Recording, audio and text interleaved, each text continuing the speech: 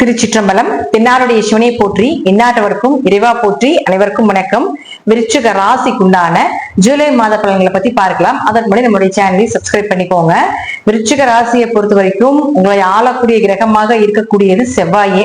1-6 செவ்வாய் இப்ப இருக்கக்கூடிய இடம் அப்படின்னு பாத்துட்டீங்கன்னா கேதுவோட சேர்ந்து 10ஆம் இடத்துல நிக்கிறார். அப்ப கேதுவோட செவ்வாய் இருக்கும் பொழுது, கேது அப்படின்னாலே பாத்துட்டீங்கன்னா முழுக்க ஒரு ஞானத்தை கொடுக்கக்கூடிய ஒரு கிரகம். எந்த விஷயத்துல நீங்க போராடுறீங்க, எந்த விஷயத்துல உங்களால ஜெயிக்க முடியல அப்படின்னாலும் இந்த கேது நம்ம ராசிக்குள்ளேயோ ஏதாவது ஒரு வழியில நமக்கு என்ட்ரி ஆகுதுன்னா அதனுடைய ஞானத்தை கொடுத்துரும். இப்ப 1-6 உங்களை பற்றிய ஞானங்கள், நீங்க யாரு, என்ன, எதற்காக அப்படிங்கிற உங்களுடைய திறமைகள் என்ன அப்படிங்கிற எல்லா விஷயத்தையும் கொடுத்துரும். அதே போல அவரே உங்களுக்கு 6ஆம் அதிபதி ஆகறதுனால கடன் சார்ந்தது, நோய் சார்ந்தது, அதே போல வழக்குகள் சார்ந்த விஷயங்கள், இதுல எல்லாம் உங்களுக்கு பிரச்சனைகளா இருக்குது. கடன் வாங்கணுமா, எதற்காக, ஏன் அப்படிங்கிற 1000 கேள்விகளுக்கும் விடை கேதுவே கொடுப்பார். அப்ப இதெல்லாம் யோசிக்க வைப்பார் இந்த மாசம். அப்ப இந்த செவ்வாய் கேது இயற்கையாகவே சண்டை சச்சரவு பிரச்சனைகள் நம்ம என்னதான் நம்ம சொன்னாலும் கூட அது போறப்ப ஞானத்தை வாரி வழங்கி நம்மளுடைய நல்ல மனிதர்களாகவோ அல்லது நல்ல மனம் கொண்ட ஒரு நபராகவோ மாற்றி விட்டுட்டு தான் அது போகும். அப்ப செவ்வாய் கேது சேர்க்கை தொழில் ஸ்தானத்துல இருக்கும்போது தொழில் ரீதியாக ஒரு ஞானத்தையும் அவர் ஏற்படுத்தி கொடுப்பார்.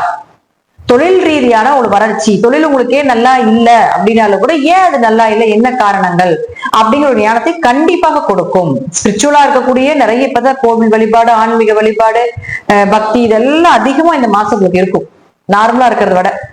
அடுத்தது குரு உங்களுக்கு 2-5 நேரா தனஸ்தானத்தை பார்த்துட்டு இருக்கிற வரைக்கும் உங்களுக்கு பணம் வந்தே தீரும் ஏதோ ஒரு வழியில. பணம், பொருளாதாரம், அதே போல வீடு மனை சொத்துக்கள், இதெல்லாம் இந்த குரு கொடுத்துருவாரு இந்த மாசம். அதுல கவலை இல்லை. அடுத்தது சனியை பொறுத்த வரைக்கும் பாத்துட்டீங்கன்னா இந்த மாதம் 13ஆம் தேதி வக்கரம் ஆகிறார். பொதுவா சனி வக்கரம் அப்படிங்கிறது நவம்பர் மாசம் 28ஆம் தேதி வரைக்கும் இருக்குது. உங்க ஜாதகத்துல சனி என்ன பொறுப்பு எடுத்திருக்கார் அப்படின்னு பாத்துட்டீங்கன்னா 3-4 இது நம்ம தனி பதிவா நான் உங்களுக்கு கொடுக்குறேன். இப்ப பொதுவா பாக்குறப்போ உங்க ஜாதகத்துல சனி வக்கரமாக இருந்தால் இதனுடைய 3ஆம் இடம் 4ஆம் இடத்திற்கு உண்டான ஒரு விஷயங்கள் உங்க ஜாதக தடையாக இருந்துட்டு இருக்குது அப்படின்னா அது வெற்றி கிடைக்கும். ஒருவேளை சனி உங்களுக்கு ஜாதகத்துல வக்கரம் இல்லை அப்படின்னா இந்த வக்கர காலகட்டங்கள் உங்களுக்கு கொஞ்சம் பொறுமையாக இன்னும் செயல்படுத்த வேண்டும். வீடு சார்ந்ததோ, சொத்துக்கள் சார்ந்ததோ, வண்டி வாகனங்கள் சார்ந்ததோ, முயற்சிகள் சார்ந்ததோ, அம்மா, உங்க கூட பிறந்த இளைய சகோதரர்கள் சார்ந்தது, மாமனார் சார்ந்தது, இதெல்லாம் கொஞ்சம் பொறுமையா ஹேண்டில் பண்றது நல்லது. ஒருவேளை சனி வக்கரமாக இருந்தால் உங்களுக்கு நல்ல பலனை சனி ஓரளவுக்கு கொடுப்பார். சனினா வக்கரம்னா கொஞ்சம் விவேகம் கொஞ்சம் அதிகப்படுத்துறது, ஸ்பீட் அதிகப்படுத்துறது அப்படிலாம் நம்ம சொல்லுவோம். அப்ப அதற்கு உண்டான பலனை கொஞ்சம் அதிகமாக கொடுக்கும், ஸ்பீடா கொடுக்கும். அடுத்தது சுக்கிரன் 7க்குடையவர் 7ல இருக்கிறார். 7க்குடையவர் 7ல இருந்தா காரகோ பாபநாஸ்தி அப்படின்னு நம்ம ஜாதகத்துல சொல்லுவோம். திருமண வாழ்க்கையில கொஞ்சம் மனக்கசப்புகள் இருக்கும், ஆனா சந்தோஷத்தையும் கொடுத்துட்டு தான் போவார். அப்ப நல்ல வரன் தேடி வரும். 7க்குடையவர் 7 இருந்தா திருமண வரன், சுப நிகழ்ச்சிகள், இதெல்லாம் கண்டிப்பா உண்டு. ஒரு கோவில் வழிபாடு, இப்போ அதை விட என்னன்னா 7ஆம் இடங்கிறது பரிகாரங்கள். அப்போ உங்க பரிகாரங்கள் நீங்க செய்யக்கூடிய வழிபாடுகள் பலிக்கும். போய் நின்ற உடனே உங்களுக்கு எல்லா தரிசனங்களும் கிடைக்கும் விருச்சிகத்தை பொறுத்த வரைக்கும். ஏன்னா ராசியை பார்க்குது சுக்கிரன். ஒரு சுபகிரகம் ராசியை பார்க்கிறது மிகப்பெரிய யோகம். ஒரே ஒரு பார்வை மட்டும்தான் சுக்கிரனுக்கு, 7ஆம் பார்வை மட்டும்தான். அந்த சுக்கிரன் இப்ப உங்க ராசியை பார்க்குது. அப்ப இந்த மாதம் ஒரு பண வளர்ச்சி, உங்க தேவைகள் இதெல்லாம் பூர்த்தி பண்ணிக்கலாம். சந்தோஷங்கள், மகிழ்ச்சி. 12ஆம் அதிபதி சுக்கிரன் ஆகதால் வெளிநாடு வெளியூர் பயணங்கள், நல்ல நிம்மதியான தூக்கம், பயணங்கள் மூலமாக ஒரு மன திருப்தி, பயணத்தின் மூலமாக உங்களுக்கு ஒரு லாபம். சொந்த ஊர்ல திருமணமே ஆகல அப்படின்னா அதாவது சொந்த இடத்துல பொண்ணு பாக்குறோம், மாப்பிள்ளை பாக்குறோம், கிடைக்கல, வெளியூர் வெளிநாட்டுல பாக்கலாமா, இப்ப இதெல்லாமே அது சக்சஸ் ஆகும். பார்ட்னர் பிரிஞ்சிருந்தாலும் கூட சேர்ந்து அவர்களுக்கும் உங்களுக்கும் ஈக்குவலா லாபம் வர்றதுக்குண்டான பெரிய பிசினஸ் பண்றதுக்குண்டான வாய்ப்பு இது எல்லாமே கிடைக்கும். அடுத்தது புதனை பொறுத்த வரைக்கும் பாத்துட்டீங்கன்னா 8ல் குரு இருந்தாலும் இவ்வளவு காலகட்டங்கள் உங்களுக்கு புதன் அங்க இருந்தார்.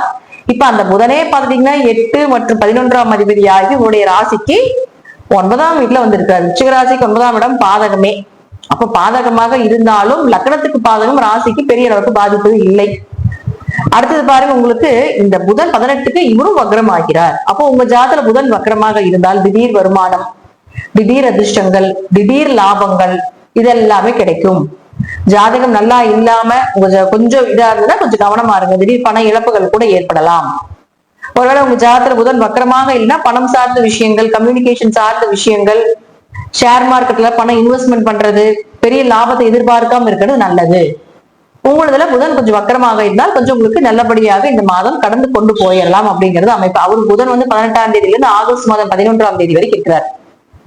அடுத்தது சூரியன். சூரியனை பொறுத்த வரைக்கும் பாத்தீங்கன்னா உங்களுக்கு அவர் 10ஆம் அதிபதியாகி இத்தனை நாளா சிவராஜ யோகமாக செயல்பட்டு இருந்தாலும் கூட கொஞ்சம் மறைஞ்சு செயல்படும் பொழுது நீங்க யாருக்கு என்ன செஞ்சிருந்தாலும் ஒரு புண்ணிய கணக்கு இல்லாம போயிருக்கும் அப்படிங்கிறது அமைப்பு. இப்போ இந்த சூரியன் வந்து அடுத்த புதனோட சேர்ந்து புதாத்திய யோகமாக வேலை செய்ய போகிறார். இயற்கையாகவே சூரியன் வந்து 11ஆம், அதாவது உங்களுக்கு 10ஆம் அதிபதியாகி 9ஆம் வீட்டுல புதாத்திய யோகத்துல இருக்கும் பொழுது, புதாத்திய யோகம்னா படிப்பு சார்ந்த விஷயங்கள், படிப்பை விட அதீத நாலேஜ், இது எல்லாமே புதாத்திய யோகம் கொடுத்துரும். அப்ப இது எல்லாமே செயல்படும். ஒரு படிப்பு மாத்துறீங்க, ஒரு இடமாற்றம் பண்ணணும், ஒரு ஹாஸ்டல் மாத்துறீங்க, ஒரு ஸ்கூல் மாத்துறீங்க, ஒரு காலேஜஸ் எல்லாம் மாத்துறீங்க அப்படின்னா தாராளமாக செயல்படுத்தலாம். அப்ப 10ஆம் இடத்துல இருக்கும்போது ஸ்கூல் கட்டுறதுக்கு உண்டான அமைப்பு, அல்லது அதுல ஏதாவது ஒரு டீச்சர் வேலைக்கு உண்டான அமைப்புகள், ஏதோ ஒண்ணு படிப்பு ரீதியாக உங்களுக்கு வளர்ச்சியை கண்டிப்பாக கொடுக்கும். அல்லது உயர்கல்வி படிக்கிறதுக்கு உண்டான வாய்ப்புகள், நம்மளுடைய சொந்த நாட்டை விட்டு, ஏன்னா உங்களுக்கு வந்து சுக்கிரன் ராசியை பார்க்குது. சுக்கிரன் உங்களுக்கு 12ஆம் அதிபதியாக இருக்கா, சொந்த நாட்டை விட்டு வெளியே போய் படிக்கிறது, சொந்த ஊர் விட்டு வெளியே போய் படிக்கிறது, மாவட்டத்தை விட்டு வெளியே போய் படிக்கிறது, இதெல்லாமே ஏற்படுத்தி கொடுக்கும். அதோட அவரே பாருங்க உங்களுக்கு 10ஆம் அதிபதியும் ஆகிறதுனால தொழில ஒரு வளர்ச்சி, தொழில ஒரு லாபங்கள், எதிர்பார்க்கிறோட நல்ல லாபங்கள், இது எல்லாமே கொடுத்துருவார்.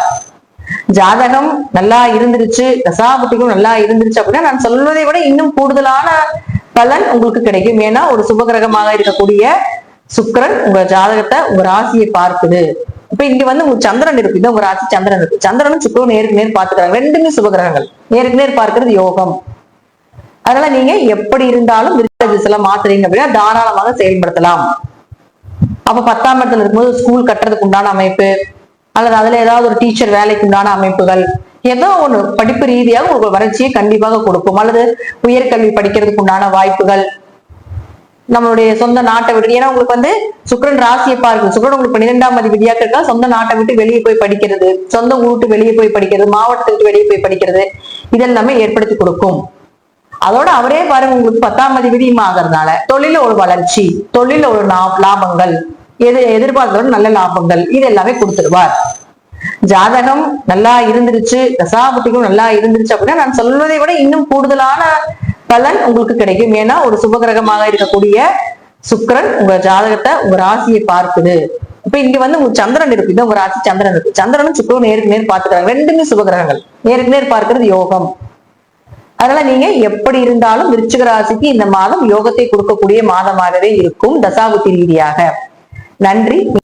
இன்னும் ஒரு நல்ல பதிவுல சந்திக்கலாம். திருச்சிற்றம்பலம், தில்லையம்பலம், ஸ்ரீ நரசிம்மத்துடைய சரணம்.